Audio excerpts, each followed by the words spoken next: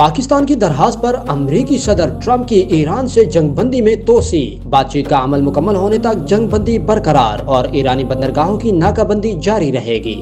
ایک بیان میں صدر ٹرمپ نے کہا کہ وزیر اعظم شہباز شریف اور فیلڈ مارشل عاصم منیر نے ایرانی قیادت کی متفقہ تجاویز آنے تک حملے روکنے کا کہا۔ مزید کہا کہ ایران شدید مالی بحران کا شکار ہے، ناکہ بندی سے اسے روزانہ تقریباً $500 ملین کا نقصان ہو رہا ہے۔ ایران فوری طور پر آبنائے ہرمز کھلوانا چاہتا ہے، لیکن اگر امریکہ نے ایسا کیا تو پھر ایران سے کبھی معاہدہ نہیں ہو سکے گا۔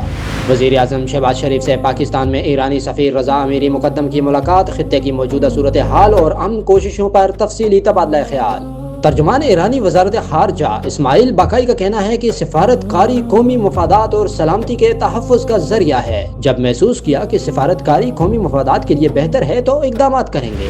ایرانی صدر مسعود پزشکیان نے کہا کہ پاسداران انقلاب نے دشمنوں کے اہداف اور سازشیں ناکام بنا دی۔ اسپیکر ایرانی پارلیمان باقر کالیباف کے مشیر نے کہا کہ ٹرمپ کی جنگ بندی میں توسیع کا کوئی مطلب نہیں، ہارنے والا فریق شرائط کا حکم نہیں دے سکتا۔ جنگ بندی میں توسیع کا اعلان وقت حاصل کرنے کی چال ہے تاکہ اچانک حملہ کیا جا سکے۔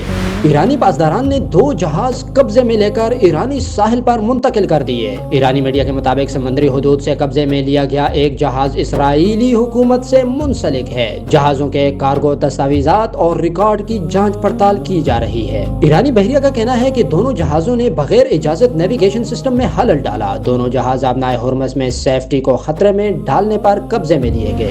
چین کا ایک بار پھر ایران امریکہ تنازع سفارت کاری سے حل کرنے پر زور۔ چینی وزارت خارجہ کا کہنا ہے کہ جنگ اور امن کے درمیان موجودہ علاقائی صورتحال نازک مرحلے پر ہے۔ جارحیت کو دوبارہ شروع ہونے سے روکنے کی کوشش سب سے بڑی ترجیح ہے۔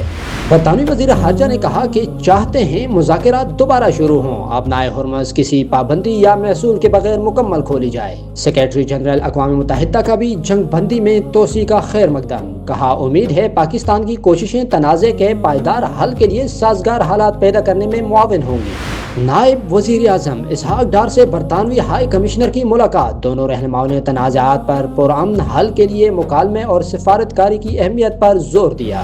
ایران کے وزیر خارجہ عباس عراقچی کی اطالوی ہم منصب سے ٹیلی فونک گفتگو۔ ایرانی سرکاری میڈیا کے مطابق عباس عراقچی نے اطالوی ہم منصب سے تازہ ترین علاقائی صورتحال اور ڈپلومیسی سے متعلق معاملات پر بات چیت کی۔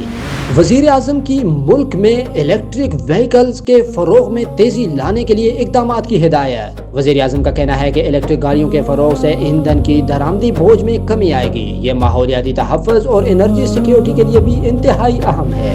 یورپی یونین کے انرجی کمشنر نے خبردار کیا ہے کہ مشرق وسطی تنازع کے نتیجے میں پیدا توانائی کی قیمتوں پر اثر مہینوں نہیں بلکہ سالوں تک رہے گا۔ جنگ کی وجہ سے یورپ کو تقریباً روزانہ $600 ملین کا نقصان ہو رہا ہے۔